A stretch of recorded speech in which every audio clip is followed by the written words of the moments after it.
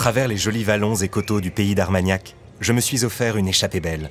Première halte et premières émotions au bord de la Baïse, à l'abbaye de Flaran. Fondée en 1151 et remarquablement conservée, elle offre encore une parfaite illustration de l'évolution de l'architecture cistercienne entre les XIIe et XVIIIe siècles. Classée monument historique, l'abbaye a sauvegardé l'ensemble de ses bâtiments, notamment son église romane, tout en épure, dotée d'un remarquable chevet du XIIe, mais aussi son cloître roman du XIIIe siècle. Dans l'ancien dortoir des moines, entièrement rénové, j'ai découvert une petite merveille, la collection Simonov, qui rassemble une centaine d'œuvres de maîtres européens. Des peintures, des dessins et des bronzes datés du XVIe au XXe siècle, signés entre autres Monet, Renoir ou Courbet. Une collection qui inspire de nombreux événements et activités culturelles tout au long de l'année à l'abbaye. J'ai regagné par le sentier de la Baïse une jolie bastide posée au bord de la rivière, Valence-sur-Baïse, d'où j'ai embarqué pour une délicieuse promenade en bateau, en passant par l'écluse double de Graziac jusqu'au port de plaisance de Condom, au cœur de la région ténaraise, grand terroir d'Armagnac. La cathédrale Saint-Pierre, m'a-t-on expliqué, fut le siège d'un important évêché. Et cet imposant édifice de style gothique flamboyant continue de dominer la cité de sa superbe. Dans le quartier épiscopal, j'ai pu également admirer d'élégants hôtels particuliers des XVIIIe et XIXe siècles. En mai, Condom accueille le Festival européen de Bandas y Peñas, joyeux rassemblement de musiciens amateurs dans la plus pure tradition du Sud-Ouest.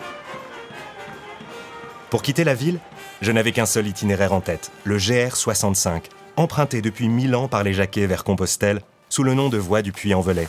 De nombreux autres sentiers de randonnée, de véloroutes et de voies vertes viennent l'enrichir aujourd'hui.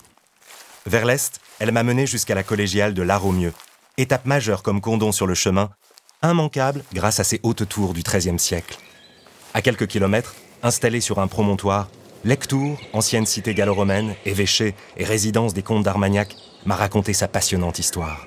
Retournant sur mes pas, j'ai suivi à vélo la voie verte de l'Armagnac, jusqu'à La Ressingle, l'un des plus beaux et des plus petits villages fortifiés de France. Une merveille d'architecture gasconne qui conserve ses murs d'enceinte aux tours crénelées, un château du XIIIe siècle et une église du XIIe, qu'entourent de belles maisons médiévales. Au pied des remparts, la cité des machines m'a transporté dans un véritable camp de siège de la guerre de 100 ans. J'ai repris le chemin du GR65 et comme les pèlerins d'antan, j'ai emprunté le pont d'Artigues, rare témoignage d'architecture civile romane, désormais inscrit au patrimoine mondial par l'UNESCO. À 2 pas de la Bastille de Montréal du Gers, je n'ai pas résisté à l'envie de remonter encore le temps, sur le site de la villa gallo-romaine de Séviac, dont les fouilles ont révélé la richesse archéologique. On m'a conseillé ensuite un détour par l'adorable Bastide de Fourcès, toute ronde, un pur ravissement de maisons de pierre à colombage, abritant artisans et galeries d'art, sublimé en avril par un extraordinaire marché aux fleurs.